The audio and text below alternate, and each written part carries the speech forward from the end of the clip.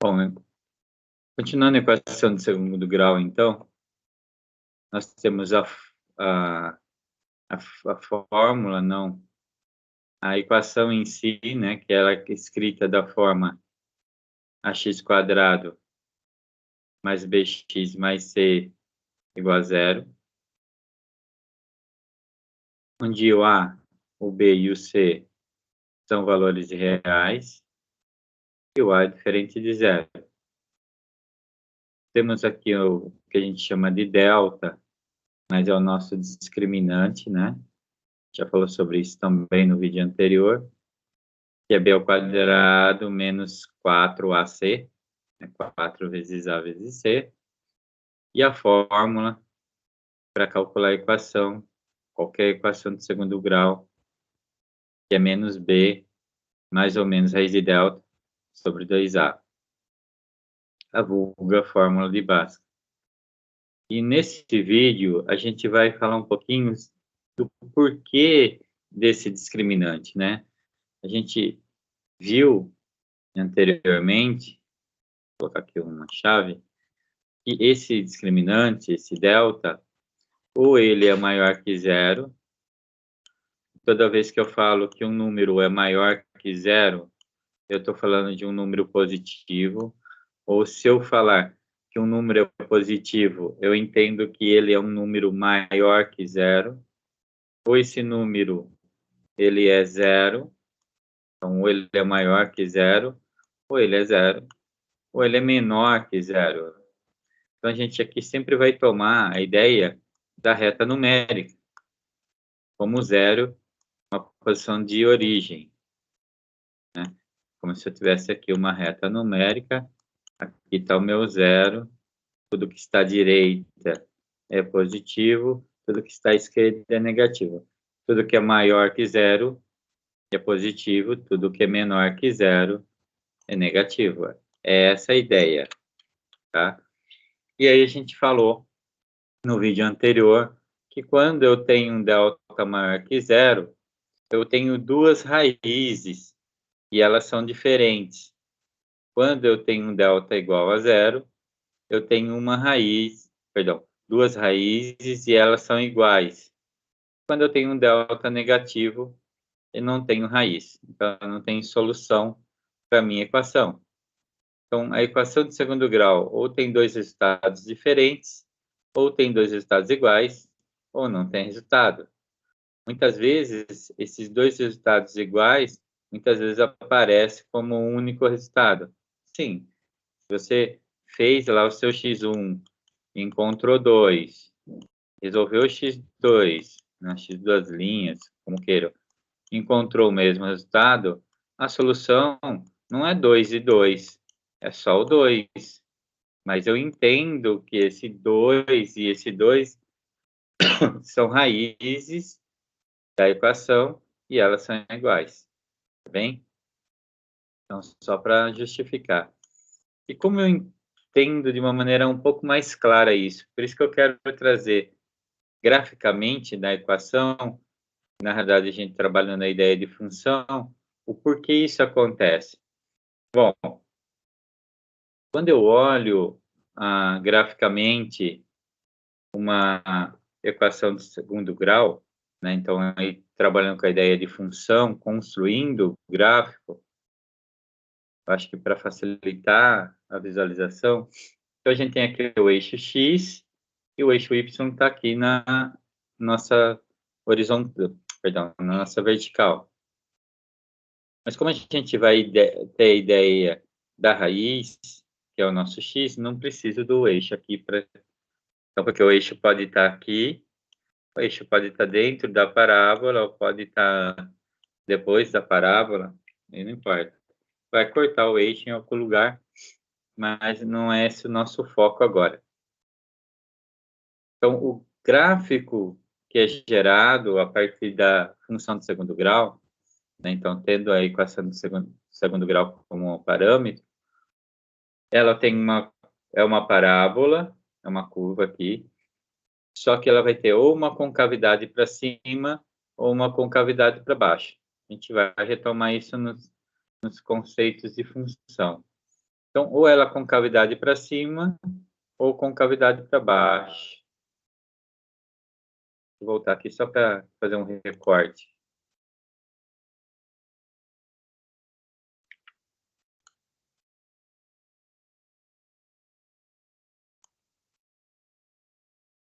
Vou colocar aqui do lado a equação. Na verdade, a ideia da função, né? Deixa eu jogar aqui na frente.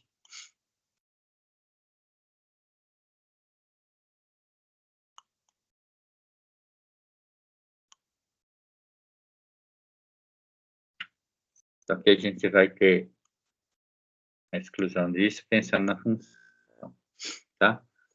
Então, o A, que é o coeficiente que acompanha x², ele define qual é a concavidade. Se esse A é maior que zero, quer dizer, se ele é positivo, eu sei que eu vou ter uma concavidade para cima. Eu vou ter uma curva onde eu vou ter de um valor maior para o menor, encontrar um valor de mínimo e depois voltar a crescer. Então, nessa parábola, eu encontro o valor de mínimo. Bom, e o que quer dizer isso? O discriminante, que a gente falou também, eu vou também fazer esse recorte aqui, ou ele é positivo, ou ele é negativo, ou ele é zero. São as três opções. Quando ele é positivo, a gente disse anteriormente que existem duas raízes, né? Então, tem duas raízes, vou escrever aqui, reais, fez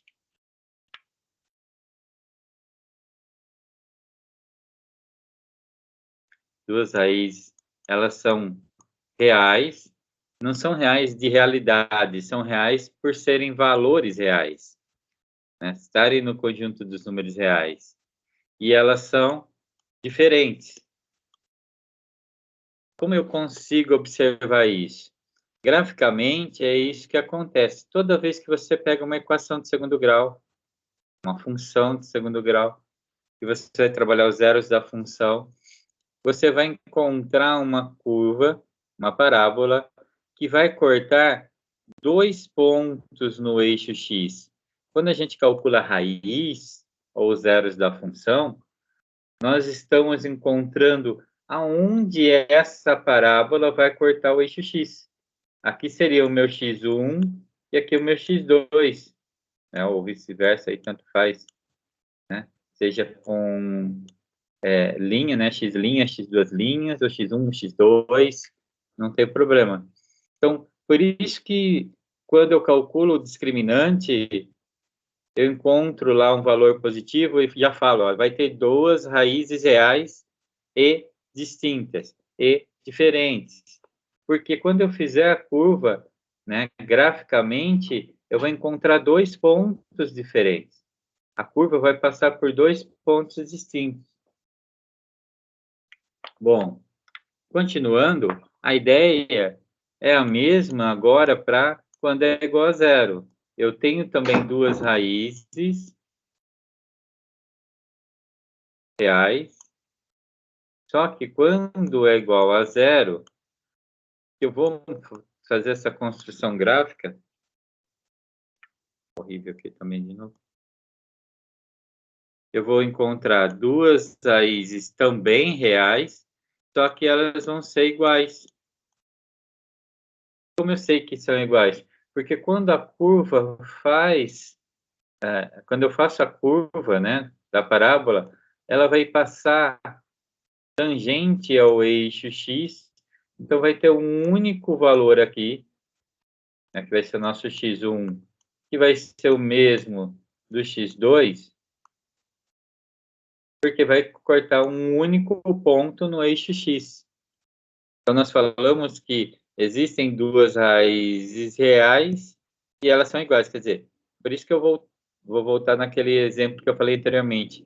Você tem lá x2, né, x1 valendo 2, x2 valendo 2. Você encontrou as duas raízes, que valem 2. Sim, posso falar que é um único valor, porque elas são iguais. Então, ela vai tangenciar aqui o eixo x num único ponto. E quando ela é negativa, nós falamos que não existe raiz, né? Não existe raiz. Vou escrever aqui.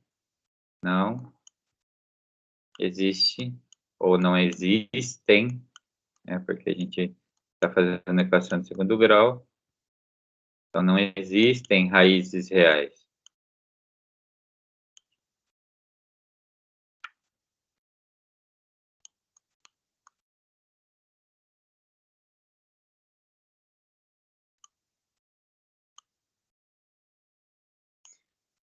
Por que não existem raízes reais? Porque quando eu for traçar minha parábola,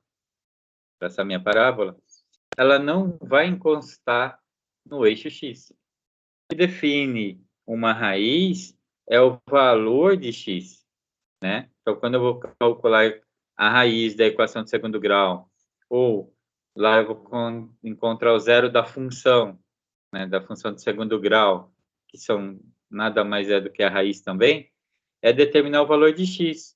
E quando o delta dá negativo, você vai depois fazer a construção gráfica dessa função e você vai verificar que ela nem encosta no eixo x. Então, por isso da importância de entender o que é o discriminante.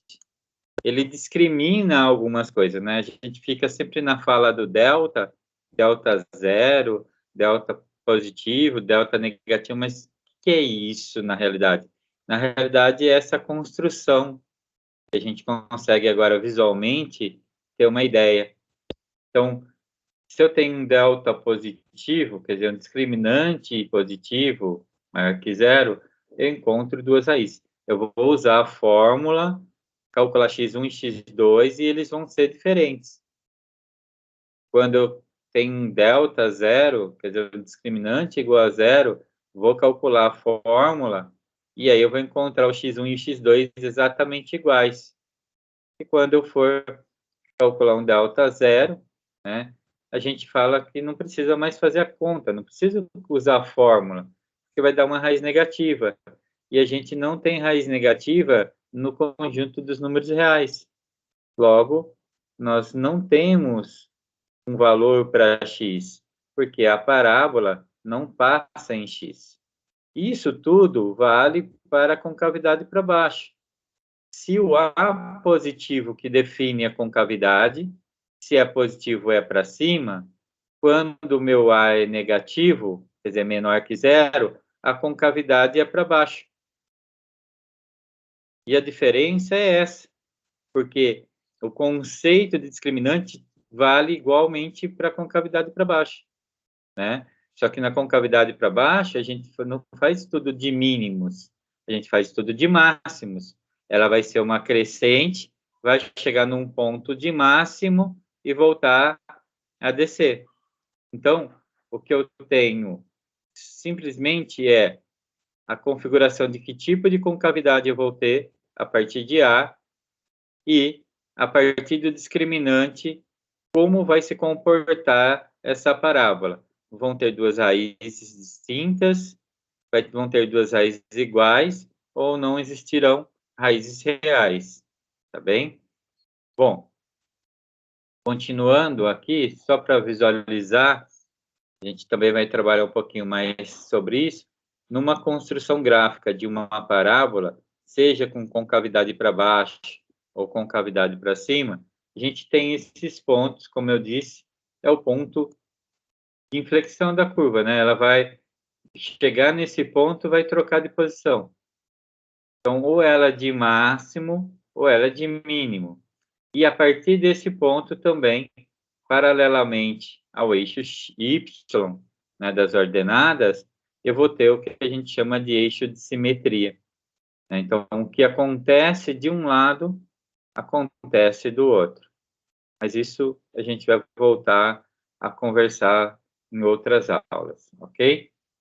Espero que vocês tenham entendido essa parte para a gente dar continuidade aos estudos de função de segundo grau.